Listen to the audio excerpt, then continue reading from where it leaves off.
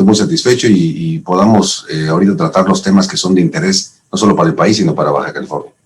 Que así sea, mi estimado amigo. Y bueno, antes de cederle la palabra a nuestro invitado especial, porque hay muchos temas de su dominio, experto en temas fiscales, por supuesto, experto en temas también de análisis económico aquí de la región, ya con una vasta experiencia, tanto en el sector público como en la iniciativa privada, nuestro buen amigo, el doctor Adolfo Solís. Contador Corona, pues antes de pasarle la palabra a nuestro invitado, reitero, pues ha sido una semana que concluye la primera mitad del mes de febrero, en donde vienen muchos cambios a nivel regional.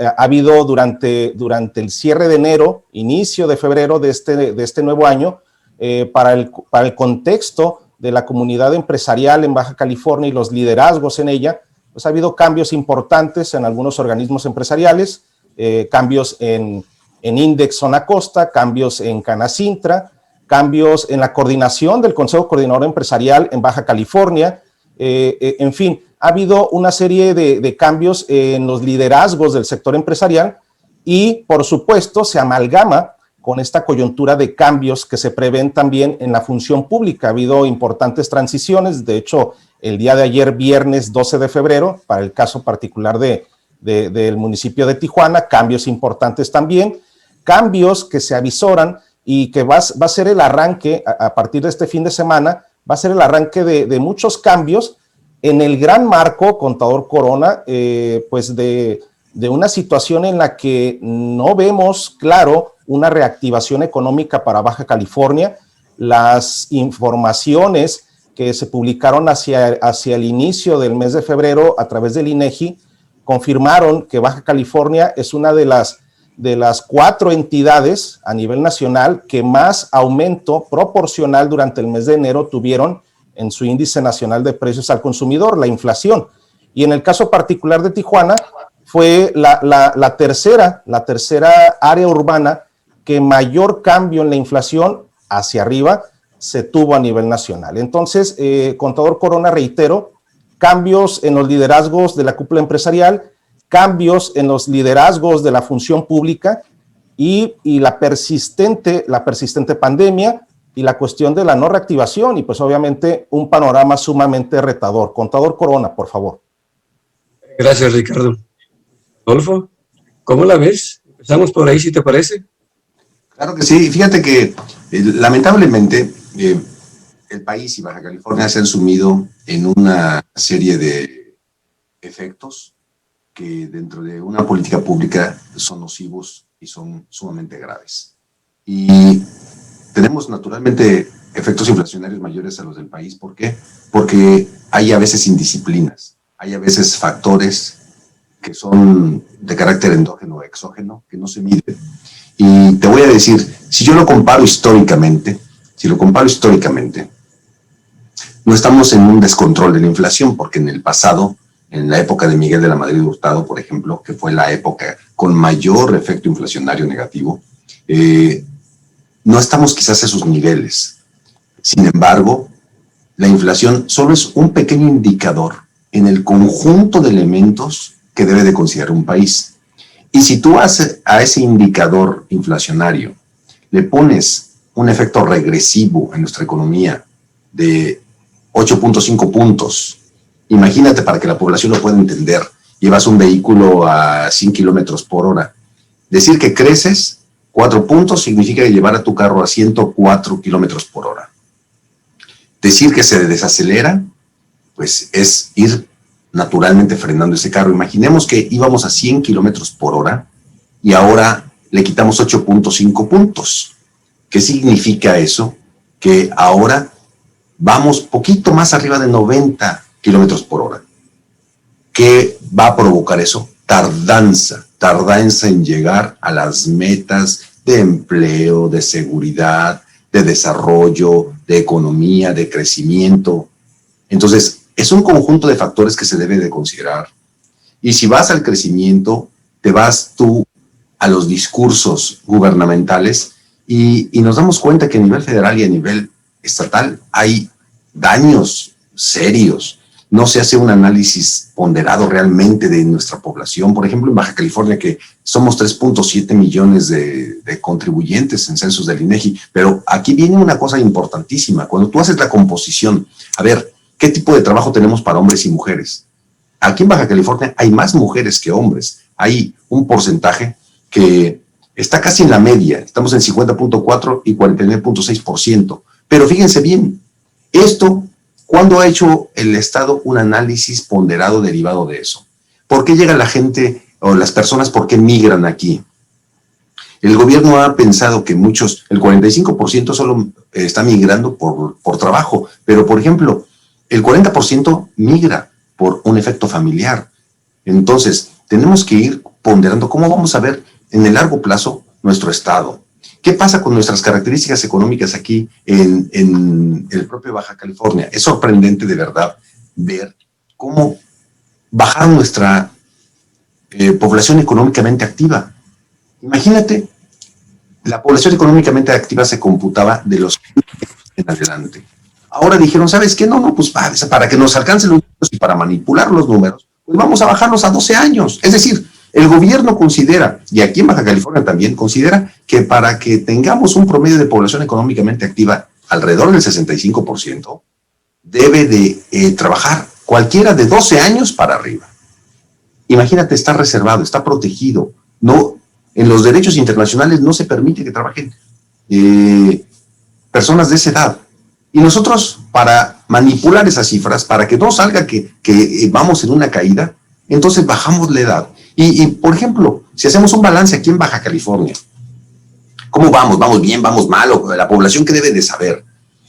Pues imagínate nada más que el 39% de nuestra población es estudiante, ¿de acuerdo? Aquí en Baja California. Pero, por ejemplo, tenemos también un 35% de personas que están dedicadas a su hogar, de toda la población económicamente activa.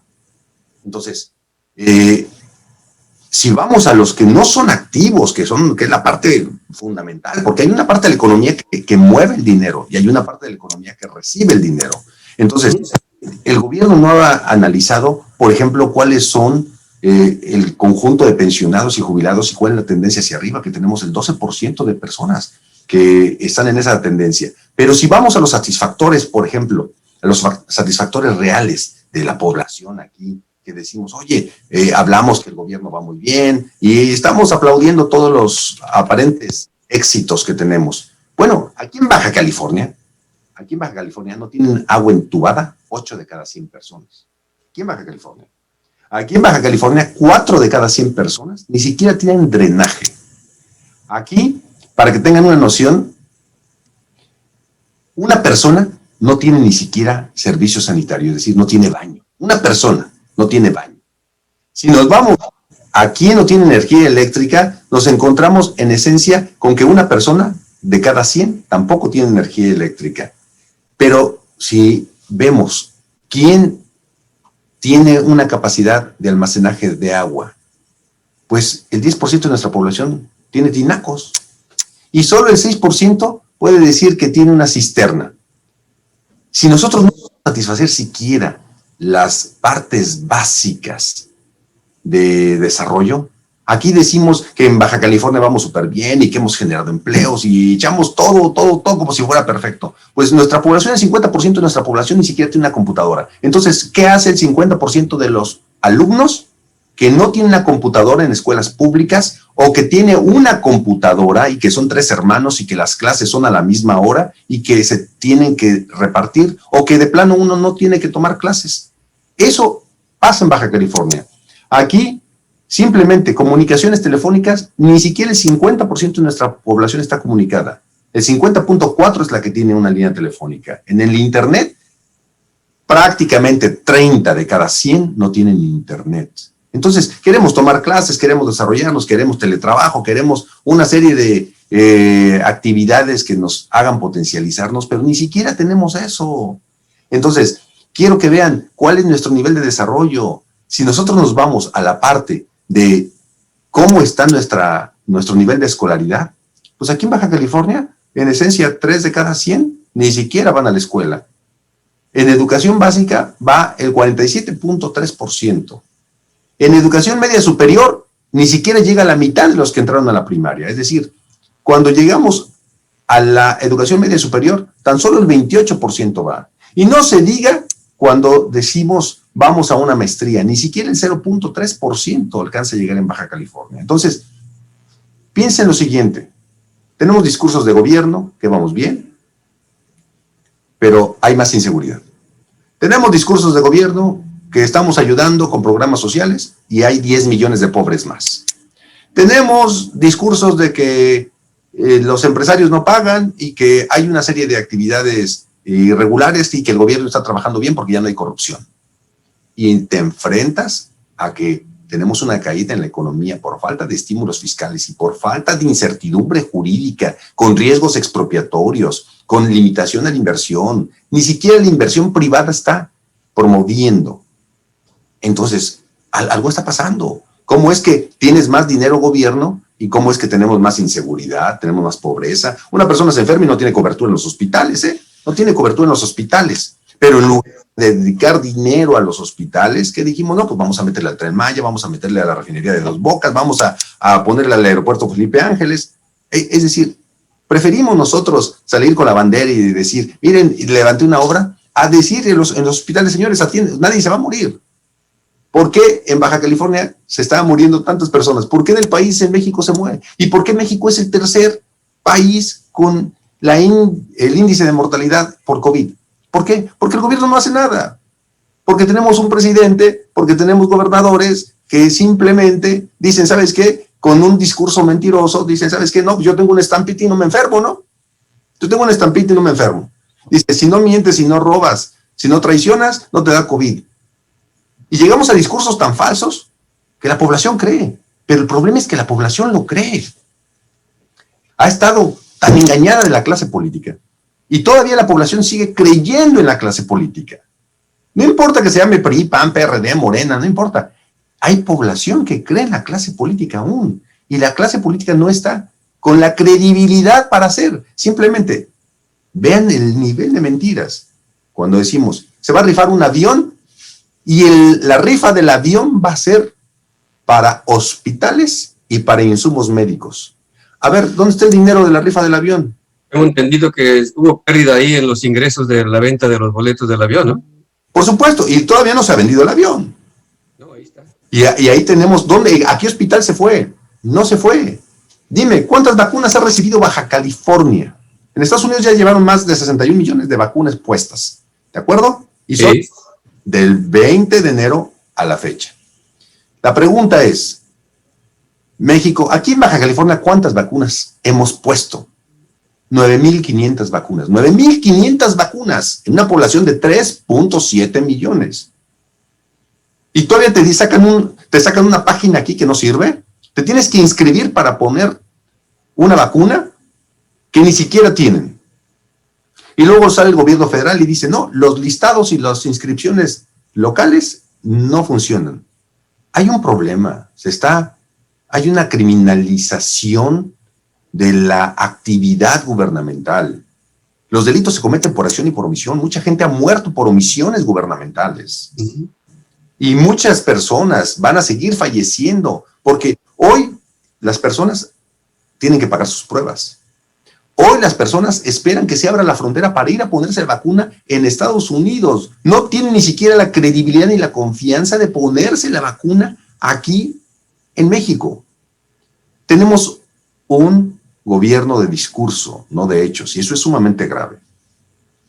Oye, la situación económica del país, con los datos duros que estás expresando, para que un segmento de los que nos escuchan lo entiendan. Cuando hablamos de inflación, significa la pérdida del poder adquisitivo de su dinero. O sea que las cosas le van a costar más y tiene menos dinero, y por lo tanto pues, tendrá que trabajar más o tendrá que limitarse de algunas otras cosas, ¿no? Es el impuesto más caro que pagamos los mexicanos por estas políticas precisamente equivocadas, que lejos de atender a la población, pues como que están pensando en otras cosas, ¿no? Yo veo también, Adolfo, una desarticulación entre el gobierno federal y los gobiernos estatales. Quizás sea por la convenio de coordinación fiscal, que muchos de los gobernadores pues se sienten lastimados porque no les están dando los recursos que realmente, de acuerdo al convenio de coordinación, les tocaría. Independientemente si se cayó la recaudación federal, que de alguna manera el gobierno federal pues prefiere destinar esos recursos a donde consideran ellos que es prioritario, quitándoselos a los estados, dejándoles además la tarea de tener que atender el tema de salud y el tema de inseguridad, que son letales en este país, que trae como consecuencias también la falta de inversión, la falta de empleo, y ahí nos vamos en la cadenita esta, ¿no? ¿Qué está pasando con esos gobernadores y con el presidente de la República de no poder tener una cohesión? Porque si yo fuera presidente de la República, o tú lo fueras, hubiera sentado cada mes con los 32 gobernadores, precisamente en un plan nacional, nos permita la reactivación, primero controlar el problema de salud, segundo, es el tema de inseguridad que tanto lacera a la sociedad, ¿no?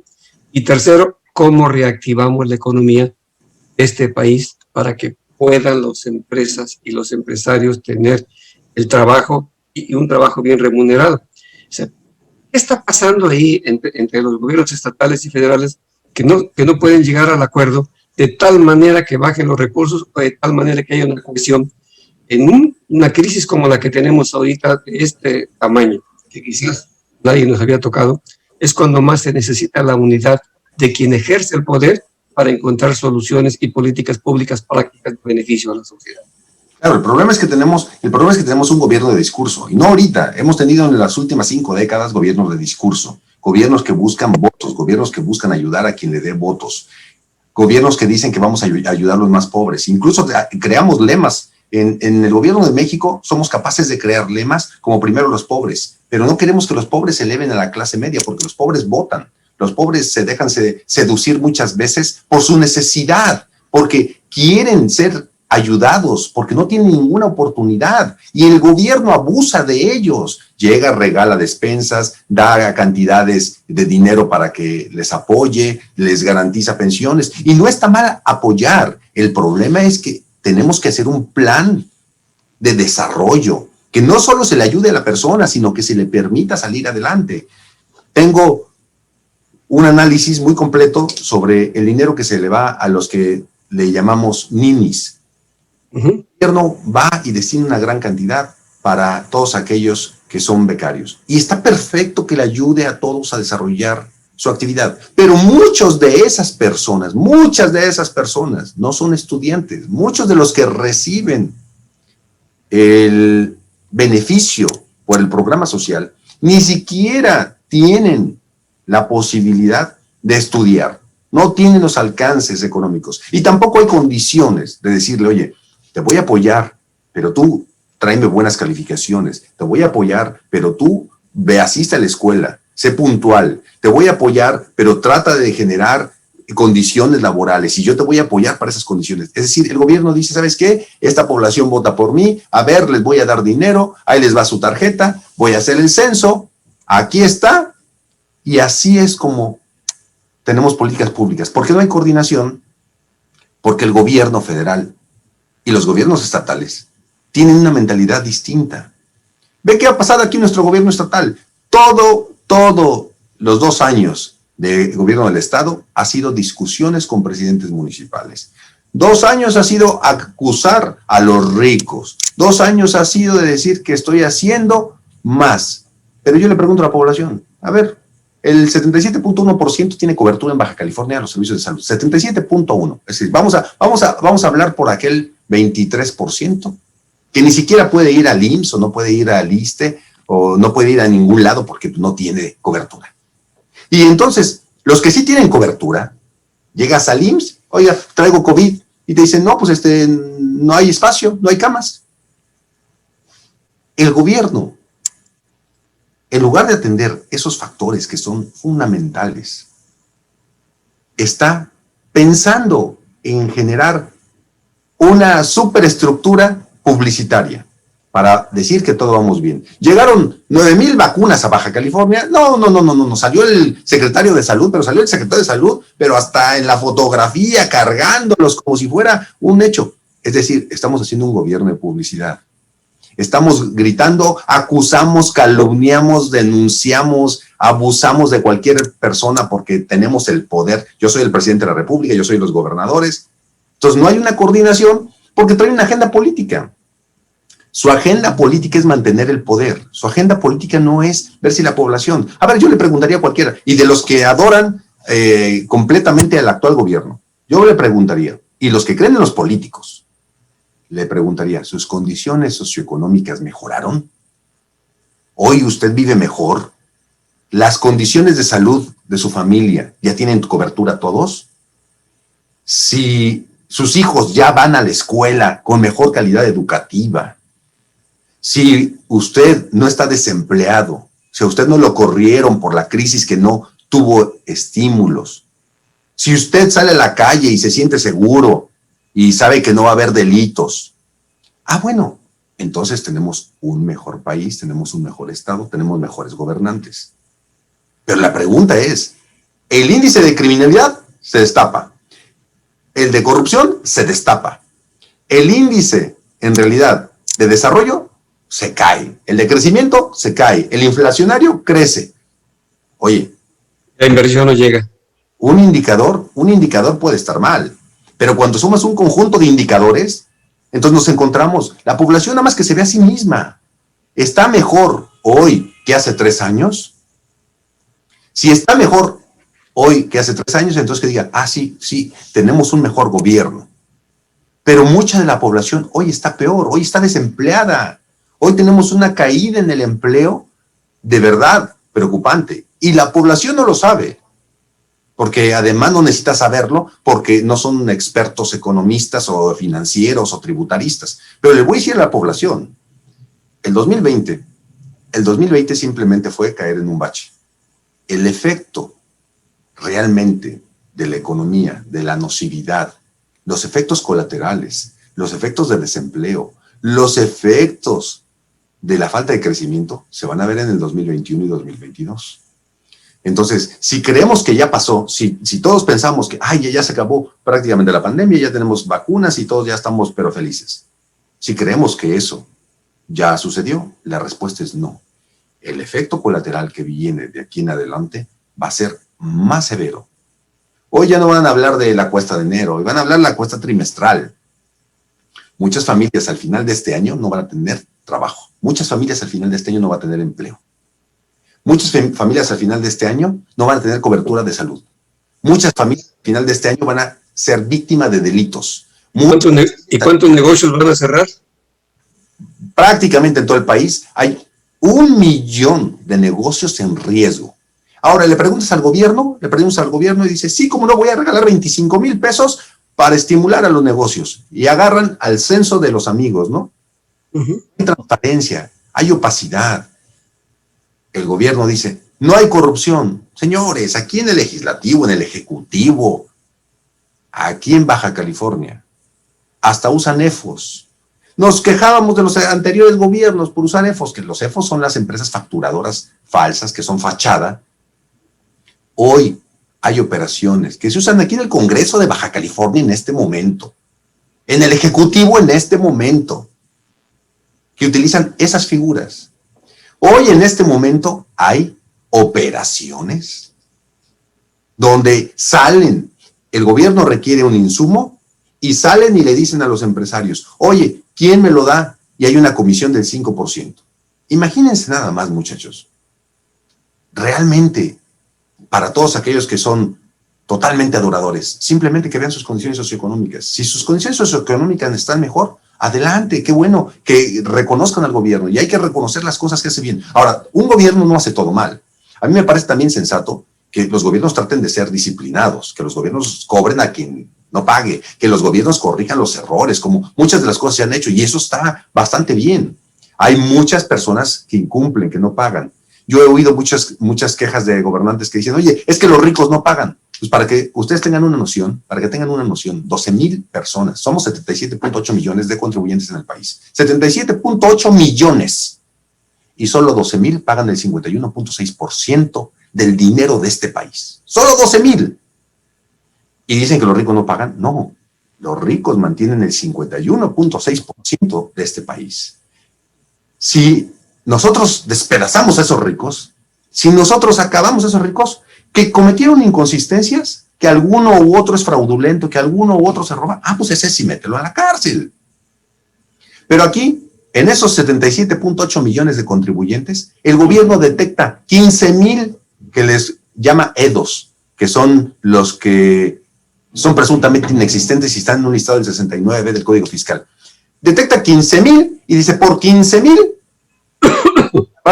y voy a tratar mal a 77 millones. El gobierno ve una manzana podrida y en lugar de quitar la manzana podrida, arranca el árbol desde la raíz. Eso es totalmente equivocado. Y eso, Octavio, creo que tenemos que cuidar porque viene una crisis severa, discursos políticos, discursos de mentira, discursos donde la población sigue saliendo a la calle y las mujeres son violadas, son abusadas, son golpeadas, hay feminicidios. ¿Y quién dice algo? ¿Cuántos discursos no escuchamos? Matan a una persona y ¿qué decimos? Se va a investigar y condenamos. A ver, ¿y dónde está? ¿Dónde está? De cada 100 delitos, los que alcanzan sentencia condenatoria a un delincuente es 1%, el vehículo de impunidad es del 99%. Entonces, ya las personas ya ni denuncian. ¿Para qué denuncian si de todo el mundo ni hacen nada? Esa es la percepción. Pero salimos con cifras diciendo que vamos súper bien, que vamos mejorando, que vamos... Y todo el mundo, y el gobierno anterior, y el pasado, y el antepasado, todos nos han hecho creer esas cifras. Imagínate nada más, la población económicamente activa, nada más para manipular las cifras, tuvieron que bajar la edad a 12 años, porque si no se les caía el nivel de población económicamente activa. Es decir, en la realidad, para que la población lo tenga, 4 personas trabajan en este país, de 12 años para arriba. 6 no trabajan. Esa es nuestra población. Pero manipulan las cifras y entonces voltean la estadística y dicen, 6 personas en este país sí trabajan, 4 no trabajan. Y dice, ¿y no trabajan? ¿Por qué? Porque están estudiando, o porque son amas de casa, o porque tienen discapacidad. Pero en realidad, muchachos, yo lo que quiero transmitirles es que nos ha engañado tanto la clase política y todavía hoy adoramos a la clase política. Hoy decimos, no, este presidente sí está sirviendo por nosotros. Y es más, hasta tenemos calificado mejor gobernador de todo el país, el de nuestro estado. Está bien, que cada quien califique, no que me diga una casa encuestadora pagada, que está mejor calificado y que me salen 8 columnas. Que me diga la población cómo califica su gobierno. Pregúntale a la población, pregúntale a los que andan en calafias, sin condiciones mecánicas. Pregúntale a los que salen a las 4 de la mañana a la maquila. A esos pregúntales. Oye, Adolfo, te estaba escuchando con atención y me recuerda a un maestro cuando me decía algo parecido a la crisis que tenemos, ¿no? Es como tirar una piedra en un lago y observa cómo se van haciendo las ondas, ¿no? Hasta llegar a la orilla y después vuelven otra vez a juntarse. O sea, estamos hablando de los próximos 5 años de esta crisis, pero en serio, yo creo que tenemos que tener mucha atención, precisamente todos los pequeños, medianos y grandes empresarios. La falta de políticas públicas que apoyen esto, tenemos que ver cómo sobrevivimos a los efectos de esta pandemia y de esta crisis y de esta política que están ejerciendo los gobiernos. ¿Cuál sería tu opinión respecto a eso? Esa es la parte importante, Octavio, la que estás diciendo. ¿Qué políticas públicas tenemos? A ver, ¿qué políticas públicas tenemos para que no estén cometiéndose feminicidios? ¿Qué políticas públicas tenemos? ¿Qué política pública tenemos para que la población encuentre empleo? ¿Qué política pública tenemos para tener buenas calles? Tijuana se pavimenta con tierra. Tijuana se pavimenta con tierra. Ni siquiera le echamos. Ya llegamos desde hace 4 años, pavimentamos con tierra. Llegas tú, el sistema escolar. No, dicen, ¿sabes qué? No vayan a la escuela para que no se contaminen. Vamos a cuidar su salud física. Pero la política pública no vio el daño emocional y mental causado en los estudiantes. Que muchos no están estudiando, que muchos están en los videojuegos, que muchos están desesperados, que muchos ya salen y no les importa. Entonces, ¿qué política pública tenemos? ¿Qué política pública tenemos para recaudar más? ¿Qué política pública tenemos para que la población alcance cobertura de salud? ¿Qué política pública tenemos, dime, para que no haya inseguridad? Veo discursos y discursos y hacen mañaneras y todos los días dicen que están abatiendo y que están coordinados. Y la pregunta, los delitos siguen creciendo, pero salen en sus estadísticas los gobiernos y dicen, vamos mejor. Entonces, ¿qué política pública? El problema, Octavio, es de que no hay política pública. Las políticas públicas son obsoletas, son políticas públicas sistémicas, de lo que se ha venido haciendo hace 20 años, se sigue haciendo hoy. Políticas públicas estancadas, políticas públicas de idea, que el gobernante que está es el monarca. Si, Octavio, yo quiero que no opere su negocio, yo, monarca, te cierro tu negocio, Octavio, ¿eh? Si tú eres mi amigo y no cumples, yo dejo que opere tu negocio. Hoy se ve eso. Hoy, ¿sabes qué? Que la población necesita calles, que necesita drenaje. Ya vimos que hay personas que no tienen ni drenaje, no tienen ni baño. A ver, ¿qué política pública? ¿Cómo hacemos que todos aquí, oye, cuando una persona de cada 100 no tiene baño, pues nada más es una persona. A ver, que fueras tú, que no tuvieras dónde hacer del baño. Oye, Adolfo, pero la Constitución establece muy claramente a los gobiernos, después de 6 meses de haber tomado posesión, el plan municipal o estatal o federal de desarrollo, precisamente, para darlo a conocer qué van a hacer en sus 3 años o en sus 6 años los gobernantes, pero por lo que veo... Pero no lo van a suscitar, primero porque no lo leen. ¿Sabes cuál es el primer problema? Ponme a todos los secretarios de Estado, federales, estatales y municipales. Ponme a todos los encargados de despacho. Agarramos sus propios planes de desarrollo para la dependencia que le compete. Y le hago 3 preguntas. Te garantizo que no me los contestan. Te lo garantizo. Si no son capaces de leer su propio plan de desarrollo, todo lo hacen pragmático. Ayudan al amigo, al otro amigo, es la llamada telefónica, estoy aquí, pero eso sí, págale a medios de comunicación que siempre los te tenga en primera plana y además te da exposición, siempre en primera plana, y eso tu carrera política hasta te ayuda. Para eso es el dinero público, para promover a las personas, para promover a los partidos, no para ayudar a las personas ni para ayudar a la sociedad. Eso es, si la población hoy, después de un siglo de sometimiento partidario, si la población hoy cree que el gobierno sigue haciendo las cosas bien y que hoy sí se preocupa por nosotros, la verdad, qué deprimente. Debemos de tener nuestro sistema económico para pensar eso. ¿Cómo debe estar nuestra condición social? ¿Cómo puede estar nuestra condición social? Imagínate que tengamos 6 de cada 10 personas con un nivel de pobreza. 6 de cada 10 personas con un nivel de pobreza.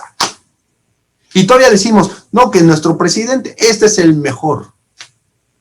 ¿Cómo puedes creer en la clase política? Debes de exigirle a la clase política. Debes de decirle claramente, ¿quieres que yo pague contribuciones? Va, yo pago contribuciones. Pero les voy a poner un ejemplo. Octavio, todo tu patrimonio, tu casa, tu carro, la de tus hijos, todo. Ricardo, saca todo lo que tengas, todo lo que has ahorrado en tu vida. Adolfo, todo. Y cada una de nosotras, las personas que hay aquí en este auditorio, todos vamos a entregarle todo al gobierno. Entreguémosle todo, ¿ok? Todo. Nos quedamos sin nada. Es más, ni para la comida. El gobierno nos va a garantizar seguridad, desarrollo, buena educación, buena infraestructura, buenas casas, nos va a dar buenos hospitales, buenos parques. ¿Nos lo va a garantizar? La respuesta es no. Van a seguirse robando el dinero. Van a seguir desviando el dinero. Van a seguir con las deficiencias de infraestructura. Van a seguir metiéndole dinero a los partidos para tener el control. Y todo el dinero de ustedes y mío no va a alcanzar para sufragar las necesidades sociales. ¿Por qué no acabas con la pobreza, Octavio? Porque ni siquiera sabes cuánto dinero se necesita para acabar con la pobreza. Porque no has tenido un técnico que se siente y que diga, a ver, tenemos tantos pobres, tenemos tal, para darles educación, para darles esto y para sacar ese nivel nos va a costar tanto. Entonces tenemos que hacer un presupuesto plurianual que nos diga cuánto. Ah, ¿sabes qué? Tenemos que llegar. ¿Cuánto nos cuesta acabar con la inseguridad? Ah, ¿tenemos que ponerle un policía a cada persona? Pues no, ¿verdad? Es ilógico. Entonces, ¿cuánto nos cuesta acabar con la inseguridad? A ver, ¿cuánto dinero requieren para que no vuelva a haber un delito? ¿Cuánto dinero requieren para bajar a los índices de Noruega, de Finlandia? A ver, para bajar esos índices, ¿cuánto dinero requieren? No hay nadie que se haya sentado, haya hecho las cuentas econométricas, no hay nadie que haya dicho, ¿sabes qué? Matemáticamente necesitamos esto, hagamos un programa plurianual. No hay política pública. Nosotros tenemos política pública de partido, no política pública de Estado. Un gobierno y borra lo que hizo el otro. Llega este gobierno y te corre a todo lo que hizo el otro. Aquí qué carrera profesional, qué carrera. No, aquí llegan, corren. Aquí hasta acusamos, aquí. Ah, Octavio, sí, Octavio es un ratero. Y uy, mataron a Octavio, no, pues estaba en la delincuencia. Ese es el discurso del gobierno. Condenamos que lo hayan hecho. ¿Dónde está el resultado de Estado, la política pública de Estado? ¿Por qué somos un país? Vivimos frente a una potencia. Casualmente, estás aquí en Tijuana, está hecho un desastre. Te pasas saltos, tienes baches, semáforos por todos lados, le ponen a los amigos semáforos, los que no quieren pasan, predios, tenemos publicidad de todo tipo, hay una contaminación visual, hay todo es una cosa. Hay corrupción de todo tipo. Cruzas Estados Unidos y hasta te portas bien cruzando, hasta desde que llegas con el de la garita. Cruzas allá y haces el alto, allá sí haces el alto. Allá sí tienes buenas calles. Allá sí dejas pasar a las personas. Allá hasta acomodas el carrito en el Target.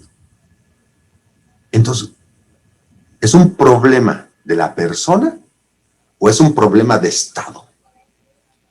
El tema es que el nivel de sanción y de ejecución de esa sanción y el nivel de impunidad juegan aquí. Como aquí tienes un nivel de impunidad brutal, aquí agarraron a Octavio, llámale ahorita, llámale al gobernador, pues es mi compa. Oye, gobernador, fíjate que aquí hay un policía que me está fregando. No, hombre, y ahorita hasta lo andan corriendo. Es el sistema de impunidad lo que tiene. Y eso es falta de política pública. Tenemos políticas de partido, no políticas de Estado. Y mientras no cambiemos esto, no importa que votes por el que venga Morena, el PRI, el PAN, PRD. Yo veo a veces comentarios en el Face que dicen, no, que los priistas eran bien rateros, que los panistas eran bien rateros, que los perredistas eran bien rateros. Otros dicen, no, que los morenistas son bien rateros. Y la pregunta es, ¿alguien de la sociedad puede decir quién ha hecho una política pública de Estado? ¿Con planes plurianuales? La Constitución la construyes en 150 años y llega un cuate y dice, hoy se me ocurre, mando al Congreso, tengo tal, desaparece órganos autónomos. Imagínense, muchachos, si el Estado de Derecho se fractura, si llego yo y digo, me eligieron por 2 años, pero quiero 5, se fractura el Estado de Derecho. Ahora no quiero 5, ahora quiero 3, se fractura el Estado de Derecho. Eso es lo que tenemos que tener cuidado. Tenemos que estabilizar el Estado de Derecho. Tenemos que crear políticas públicas. Tenemos que crear políticas de Estado, no políticas de partido. Si un funcionario es competente, honesto, transparente, que tenga carrera profesional dentro del Estado. Llega un partido, no, tú eras morenista, córrelo. ¿Qué pasa? No tenemos políticas de Estado. Aquí con una llamada telefónica o con un WhatsApp resolvemos las cosas a nivel gubernamental. ¿Cuál es la moraleja de todo esto? Que la población juzgue, que no me venga y me diga, consulta Mitofsky. Ay, ¿sabes qué? Que el gobernador tiene 70% y que el presidente tiene 69% de aceptación. No, pregúntenle a la sociedad. Que le pregunten a la sociedad. Adolfo tiene su propia calificación. ¿La vida de Adolfo mejoró o empeoró? ¿La vida de Adolfo tuvo mejores condiciones? ¿Tuvo mayor certeza jurídica? ¿Tuvo mayor estabilidad? Entonces que cada quien haga un balance propio. A ver, si estamos mejor, entonces es un buen gobierno. ¿Esto es el gobierno que me conviene? O cuando no, esa es la ruta que yo creo que es conveniente. Pero la ruta de discurso, Octavio, no. Y Adolfo, ¿qué porcentaje de la sociedad baja californiana puede entender esto que nos estás explicando? Realmente yo creo que la mayoría de las personas buscan la sobrevivencia de la crisis que tenemos, no se dan cuenta de esto. Es más, si nos vamos a las estadísticas de las elecciones, en la elección presidencial creo que votó el 62% de los baja californianos. Y en la de hace 2 años para gobernador, el 26%. Y lo más triste de todo, que vas a hacer la fila para votar, te van preguntando, oiga, ¿por quién va a votar? La gente ni siquiera ha decidido por quién va a votar, o lo decide el día de la elección o 24 horas antes. Por eso es que las encuestas tampoco son creíbles, ¿no? Esto te da una idea de la clase de nuestra sociedad, que no razona, que no hace análisis, que no se da cuenta precisamente de la explicación que tú nos acabas de hacer. ¿Qué tengo de bien que me ha hecho el gobierno municipal, estatal o federal? ¿Qué políticas públicas? ¿Cómo vivo? Dijiste algo muy certero. Creo que todos los que vivimos en la faja fronteriza norte andamos con Estados Unidos, desde Tijuana hasta Matamoros. Es muy cierto. Por eso dicen en el centro del país que a los fronterizos somos muy diferentes. Tenemos esta transculturación de la norteamericana y de la mexicana, y la verdad que da mucha tristeza que cruzando la línea, ¿verdad?, es otro mundo. Llegamos acá y es otro mundo, ¿verdad? Totalmente, ¿no? Me hiciste recordar, el otro día viendo un documento, hablaba, y por cierto que lo hizo un noruego, un economista noruego, y decía él que estaba hablando de los 100 países que después que lograron su independencia, cómo emergieron, ¿no? Hablaba del caso de México de Estados Unidos. Estados Unidos, sus 13 colonias se independizaron en 1776, México en 1921, perdón, en 1821. Dice, una diferencia ahí de 40 y tantos años, y llegó un momento en que México tenía mejor su economía que la norteamericana, y hablaba de 3 periodos únicamente que consideraba de México, después de la independencia, que había habido políticas públicas de crecimiento y de orden. Curiosamente, hablaba del periodo de Porfirio Díaz, del 75 a 1910, de 1875 a 1910, hablaba del periodo de 30, el 40 al 70, y luego de los 4 o 5 años de Carlos Salinas de Gortari. Y el resto, todo negativo. La pregunta es, ¿qué nos pasa, Adolfo? ¿Qué nos pasa en este país? Es que la sociedad está cansada, Octavio, la sociedad está cansada. La sociedad ya ni siquiera se interesa en votar, no se interesa en los partidos políticos, no se interesa porque saben. Es más, te puedo decir una cosa, sociológicamente hay un fenómeno que se llama tolerancia. Creo que la tolerancia desde el plano de la estructura pública es peligrosísimo. Porque la tolerancia te permite, ese gobernador es un ratero, todos son iguales. Esa es la tolerancia. Que hay un montón de homicidios en Tijuana. Siempre hay homicidios en Tijuana. Que los policías son corruptos. Todos son iguales. Que el político se robó el dinero. Todos son iguales. Entonces, hay un desinterés histórico. La sociedad, ¿qué es lo que está pasando? La sociedad no vota, no se acerca, no se informa. ¿Y sabes cómo nos informamos, Octavio? Con memes. Sí. Nos informamos con memes. Nos bombardean con un meme falso. Ahí está. Y a replicarlo. De todos modos, el efecto ya lo di. Y eso lo inventaron los partidos políticos. Todos los bots, ¿quién los tiene? Ellos. Y el bot te puede decir, Octavio, este programa es una corrupción, es neoliberal. Pero si sale uno de ellos, sí sale, no, que felicidades, señor presidente, que Dios lo bendiga, bendiciones para usted y su familia, y es lo que México espera. ¿Qué? Tranquilo. ¿Por qué? No somos lo suficiente, porque la sociedad está cansada de eso. Tú sabes que en los niveles, desde el marxismo, una de las políticas fundamentales del sometimiento de masas es la comunicación. Por eso las mañaneras todos los días, La comunicación. Segundo elemento de sometimiento de masas, el engaño. Tercer sometimiento, el discurso divisorio. Te divides y entonces polarizas. Es como tener dos equipos de fútbol, ¿no? Sí, claro. Equipo, vamos contra el otro. Y métele el gol como se pueda. Eso es lo que pasa. Un país que construye, ¿qué hace? ¿Saben? Sí. Muchachos, yo soy presidente de 126 millones de mexicanos. Yo soy gobernador de 3.7 millones de bajacalifornianos. Solidifiquemos, nada de división, nada de encono, nada de mentira. Ah, pero los ricos hay que expropiarles el campo de golf. ¿Sabes qué es eso? Los países en el índice de desarrollo y de confianza universal, el primer elemento de medición son los riesgos expropiatorios. Si un país tiene riesgos expropiatorios, ¡pum!, se desploma. No importa que lo haga Tijuana, no importa que lo haga Zacatecas, no importa que lo haga Chiapas. El efecto es en el país. Esa declaración es de país.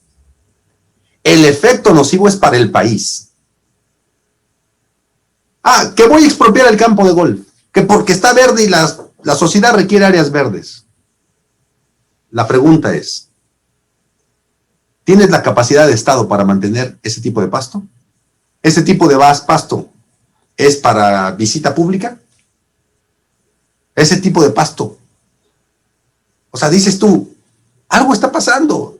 Son discursos para que la sociedad diga, sí, acábense a los ricos, los 200, 500 o 1000 que gozan de eso, acábense a los ricos.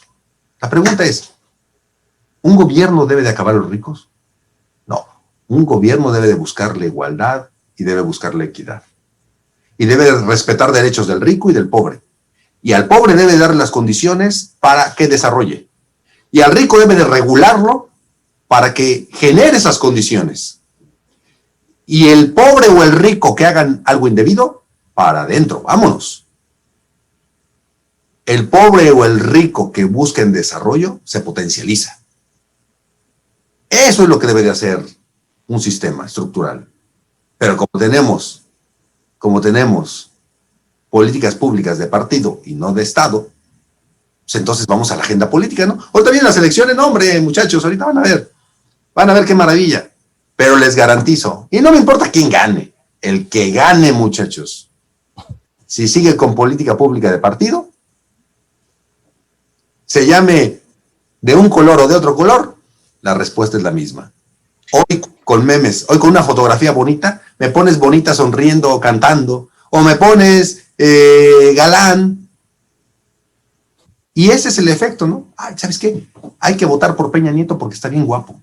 Muchas mujeres dijeron eso, yo las escuché. Y yo también. En mi casa. Decían, votar por Peña Nieto porque está bien guapo. Imagínate nada más. Sin comentarios. Muy bien. La moraleja de todo esto es...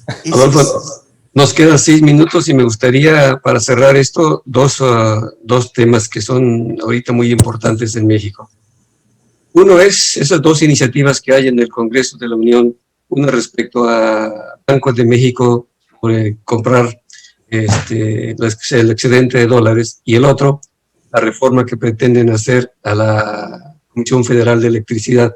¿Qué imagen vamos a dar o qué opinas de esto en el contexto nacional e internacional? Bueno, mira, te voy a decir una cosa. En materia financiera hay mucho desarrollo. En materia financiera hay muchos avances. Hoy, aunque se hiciera esa reforma, podríamos tener control. Incluso, por ejemplo, la Unidad de Inteligencia Financiera dijo, esto va a generar un debilitamiento al sistema financiero.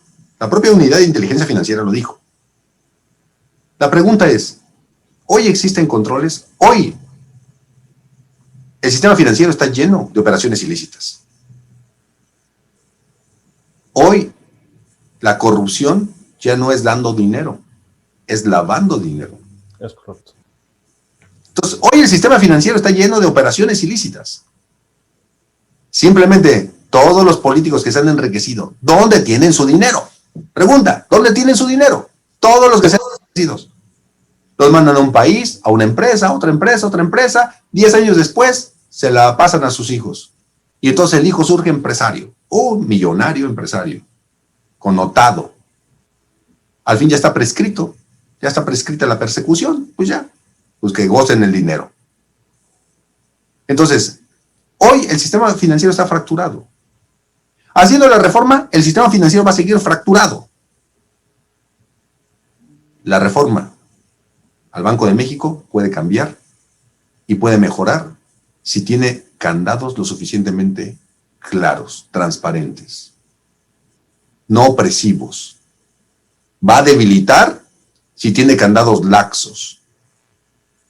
No se trata de la legislación, se trata de que los ejecutores la cumplan. Por el tema de la electricidad, la reforma energética, el país y el presidente de la República quiere premiar a la CFE y a Pemex. Unos monstruos burócratas que están podridos, que se han robado el dinero, que han gozado de muchos beneficios, que han sido cajas chicas. Y mientras en los acuerdos climáticos internacionales se trata de ver por las energías limpias, México dice, no energías limpias, primero Pemex y primero la CFE. Eso es regresivo. Eso es violatorio de los tratados, eso es violatorio de los acuerdos, pero son las filosofías del gobierno. ¿Y las consecuencias para México? Hay consecuencias, y las consecuencias para México van a ser un detenimiento, una restricción o una negación a invertir en México. Va a ahuyentarse la inversión bursátil y productiva. Va a bajar su calificación crediticia. Y cuando eso pase, otra crisis se va a venir hacia los mexicanos. Y los que la van a pagar, vamos a ser otra vez los mexicanos. Porque el político se va rico, ¿eh? El que la diseña, ese se va rico. Ese se va feliz, se va rico y no vuelve a trabajar en su vida. Gobernadores, presidentes municipales, directores de policías, se van y no vuelven a trabajar en su vida porque se fueron ricos millonarios. El que diseña el daño, ese se va tranquilo. La población es la que lo va a pagar. El tema de la reforma energética y las limitaciones que pretende hacer el gobierno va a ser una fábrica de pobres. Ojalá que el gobierno lo entienda, ojalá que lo recapacite y ojalá que respete la ley. Si respeta la ley, no hay nada de qué temer. Si no respeta la ley, como no lo han hecho, tenemos cierto riesgo de incertidumbre. Ricardo. Sí, pues bueno, muchísimas gracias, mi estimado Adolfo. Han sido una serie de temas, pues bueno, es la agenda tan amplia. Hablábamos al principio de este programa, cuando los presentamos, que es una agenda de los retos de este 2021 hacia un periodo en el que por supuesto la mayor complejidad reside en cómo la estructura económica, la estructura empresarial en la región podrá ver algunos espacios para su recuperación. Definitivamente hay varios temas que a través de Brújula Economía y Negocios daremos seguimiento. Todavía quedó en el tintero algunas partes respecto a iniciativas en cuanto a política pública local, regional.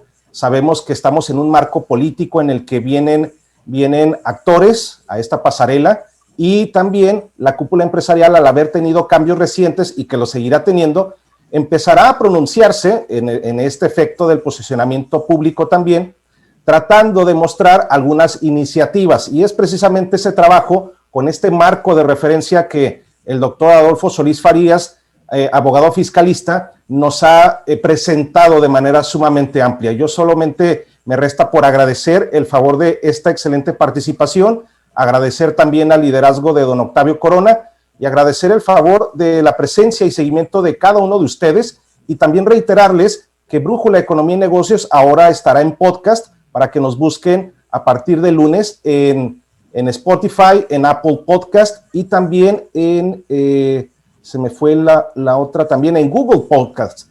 También vamos a empezar a desarrollar una aplicación para que todo el mundo pueda acceder. Desde luego los canales de YouTube, en Twitter, en Instagram y por supuesto a través del Facebook Live. Nos mantendremos así en tanto continúe la contingencia.